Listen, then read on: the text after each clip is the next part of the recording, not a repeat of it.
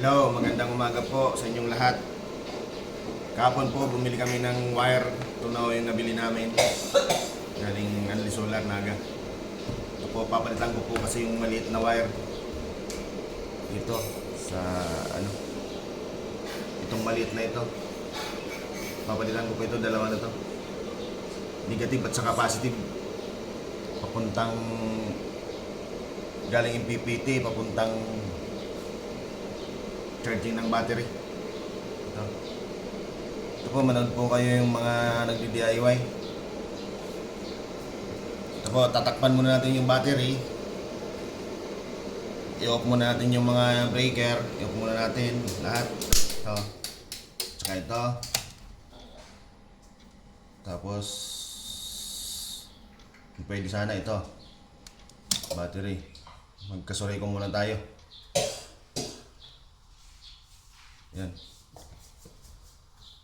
Muna natin lahat yan. Tapos pangalawa, tatakpan natin yung battery. Ito, karton.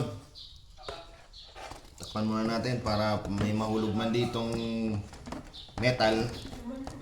Hindi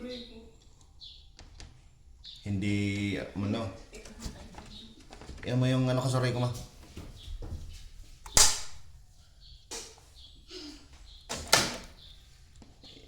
O yan.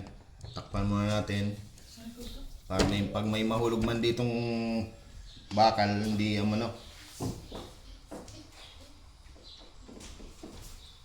dito mama sa mga ito, tatanggalin na natin yung kwan.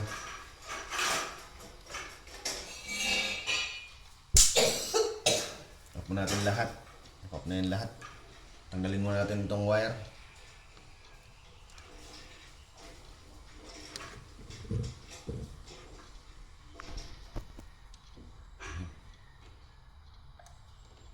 Kasi umiinit ho ito eh. Kailangan palitan to.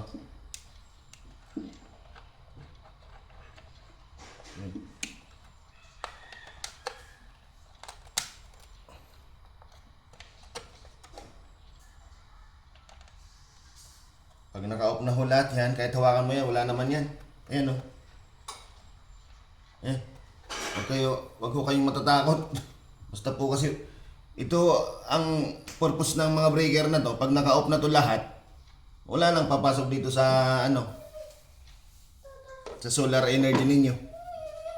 Kaya wag ho kayong matakot na mag DIY.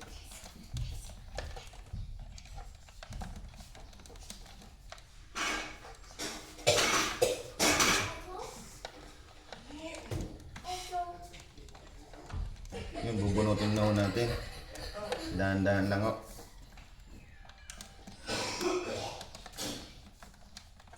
Skip kasi.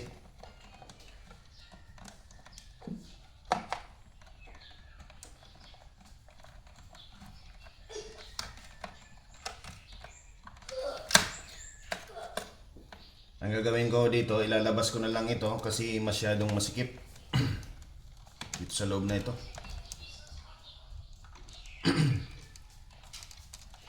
Dahan-dahanin no natin itong i-upgrade.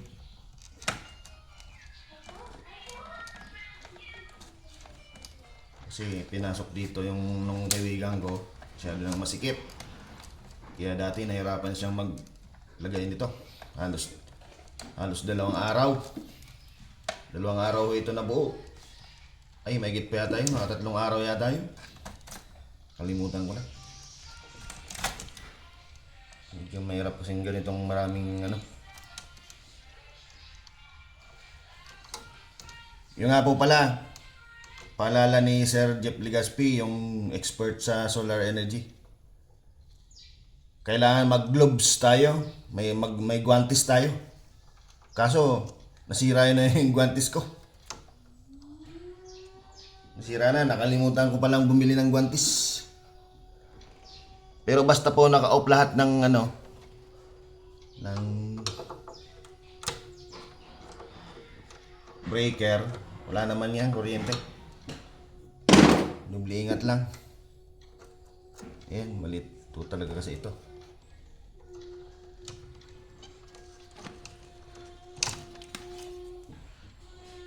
Ito, maliit.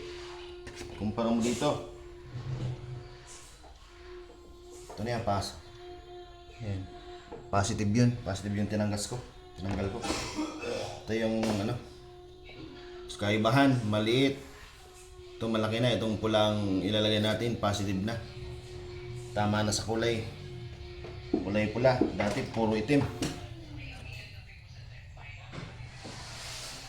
Gagawin natin, susukatin lang natin ito. Itong na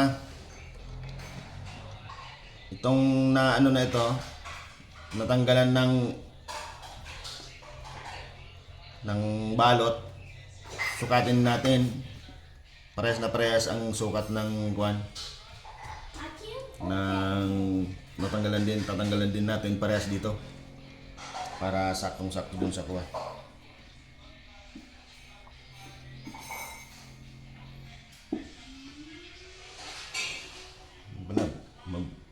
Magbubutas pa pala ako ng ano doon, dalawa na doon. Mamaya.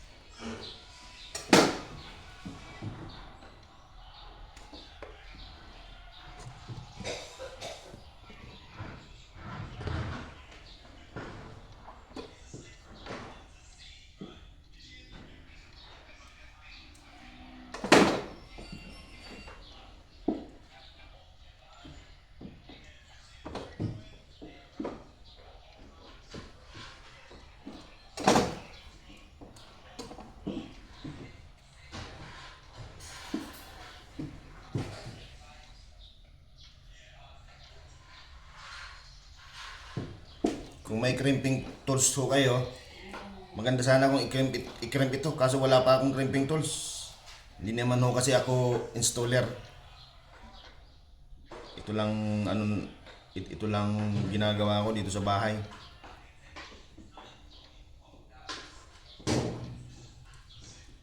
Nagdi-DIY lang ho tayo. Para huwag tayong magbayad sa installer. Alam naman natin. Kung hindi natin alam, yan, magpaano tayo sa installer. Para sigurado. Manap po kayo ng murang installer lang. Murang maningil. Yan, parang pwede na ito. Basta po, baon na baon ito doon, sukat. Tapos ho, maigpit na maigpit. Yung screw. Ito po pala, magbubutas pa ako para hindi na dumaan dito sa mga wire na itong madami. Saka dito, dito dumaan. Dito na ako sa ibabaw magbubutas. Para ilagay ko dito yung dalawa. Yun, safe na safe yun.